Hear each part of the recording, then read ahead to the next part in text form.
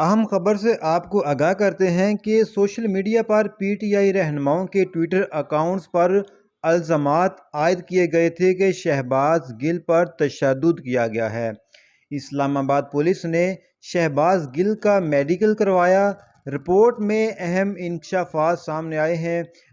Police ذرائع کے مطابق تحریک انصاف کے رہنما شہباز گل کا میڈیکل 3 رکنی بورڈ نے پیمز اسپتال میں کیا، جس کی رپورٹ میڈیکل بورڈ کو موصول ہو گئی ہے۔ اس رپورٹ میں بڑے اہم انکشافات سامنے آئے ہیں۔ میڈیکل رپورٹ میں شہباز گل پر تشدد ثابت نہیں ہوا ہے اور وہ مکمل طور پر صحت مند ہیں۔ یہ بھی انکشاف ہوا ہے کہ شہباز گل کسی بیماری کا شکار بھی نہیں ہے۔